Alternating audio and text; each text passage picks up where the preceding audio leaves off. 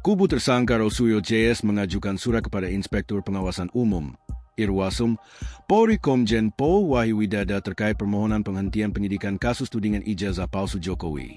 Dari Solo, Jokowi memberikan pernyataan bahwa urusan maaf berbeda dengan urusan hukum. Presiden ke-7 RI itu menegaskan, meski membuka pintu maaf bagi pihak yang meminta maaf, proses hukum terkait dugaan fitnah ijazah tetap berjalan. Hal tersebut disampaikan Jokowi saat ditemui di Stadion Manahan, Solo, Jawa Tengah, di sela menyaksikan pertandingan Persis Solo melawan Madura United, Jumat 13 Februari 2026, sore. Jokowi, urusan maaf ranah pribadi. Jokowi menanggapi pernyataan Razman Arif Nasution yang menyebut dirinya telah menutup pintu maaf bagi Rosurio dan pihak lainnya. Ia menegaskan bahwa persoalan maaf merupakan ranah pribadi. Enggak, kalau maaf itu urusan pribadi, saya kan nggak ada masalah, ungkap Jokowi. Meski demikian, ia menekankan bahwa persoalan maaf tidak berkaitan dengan proses hukum yang saat ini berjalan. Nggak ada masalah maaf memaafkan. Itu urusan pribadi, urusan hukum kan lain. Lanjutnya, Jokowi soal cabut laporan dan Rosurio JS minta maaf langsung. Jokowi juga merespons kemungkinan mencabut laporan apabila Rosurio dan pihak lain datang meminta maaf secara langsung. Namun ia memilih tidak berandai-andai. Kan misal hehe, jelas Jokowi sambil berkelakar. Ia menegaskan, proses hukum terkait laporan dugaan fitnah ijazah palsu yang telah dilayangkan ke Polda Metro Jaya tetap berjalan sebagaimana mestinya. Tetap, kan kemarin kita diperiksa lagi ada pemeriksaan tambahan itu, pungkasnya. Kubu Rosurio minta penyidikan kasus ijazah Jokowi dihentikan ke Irwasum Polri. Kubu Rosurio JS mengajukan surat kepada Inspektur Pengawasan Umum, Irwasum, Polri Komjen Pol Wahyu Widada terkait permohonan penghentian penyidikan kasus tudingan ijazah palsu Presiden ke-7 RI Joko Widodo atau Jokowi. Hal ini disampaikan kuasa hukum Rosurio JS, Refli Harun di Mapolda Metro Jaya, Jakarta Selatan, Jumat 13 Februari 2026. Surat kuasa khusus permohonan penghentian penyidikan itu tertanggal 27 Januari 2026 yang diserahkan pada hari ini.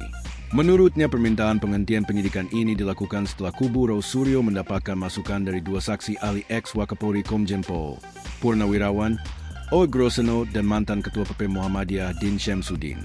Kedua saksi ahli itu diperiksa di Mapolda Metro Jaya, Jakarta Selatan, Kamis 12 Februari 2026.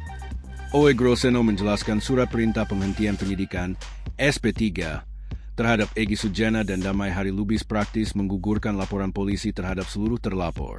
Ini yang kemudian kami mendapatkan ilham dari dua ahli kami kemarin bahwa dicabutnya laporan terhadap Egy Sujana dan Damai Hari Lubis terdapat konsekuensi seharusnya satu laporan yang bundling itu gugur semuanya karena ini dalam satu LP.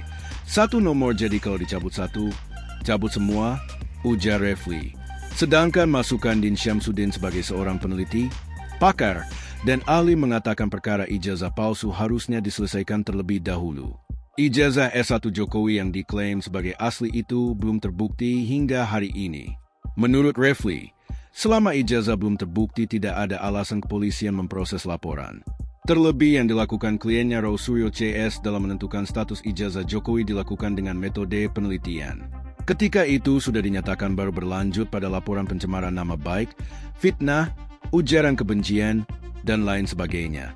Urainya, adapun maksud dari kubu Rosurio melapor ke Irwasum Polri lantaran kasus ini bermula dari laporan pengaduan masyarakat dari tim pembela ulama dan aktivis TPUA di Bareskrim Polri. Namun, dari hasil penyelidikan yang dilakukan Direktorat Tindak Pidana Umum bahwa ijazah Jokowi dinyatakan identik dan sah. Penyelidikan tersebut dilakukan dengan ijazah pembanding serta uji forensik. Proses gelar perkara khusus sudah berlangsung akan tetapi Bareskrim tetap menyatakan ijazah Jokowi identik. Bareskrim Polri kemudian menghentikan penyelidikan karena tidak ditemukan tindak pidana dan bukti yang cukup.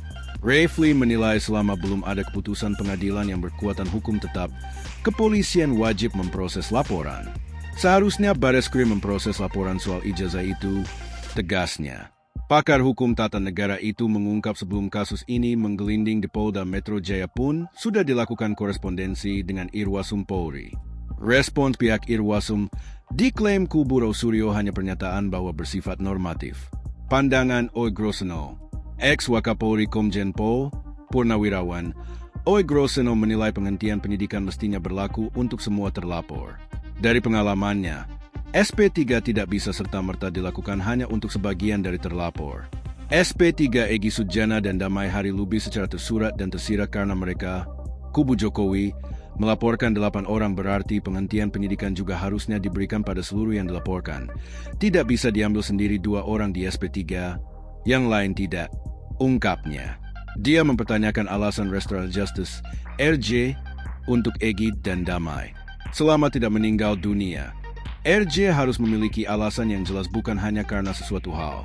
Oe Groseno juga memandang tak pernah terjadi ada perbuatan delik aduan pencemaran nama baik atau fitnah dengan melaporkan lebih dari 1 orang.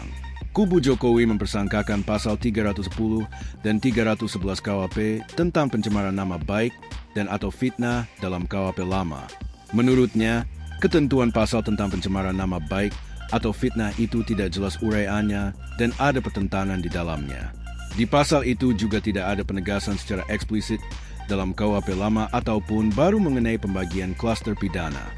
Bahasa hukum seperti ini diharapkan tidak dijadikan sebagai model baru yang justru akan merusak penyidikan di tahun Indonesia Emas tahun 2045, tuturnya. Oe Groseno menegaskan bahwa kasus yang dilaporkan kubu Jokowi itu sejatinya sejak awal telah menyalahi azas legalitas dalam KUHP. Kasus ijazah Jokowi.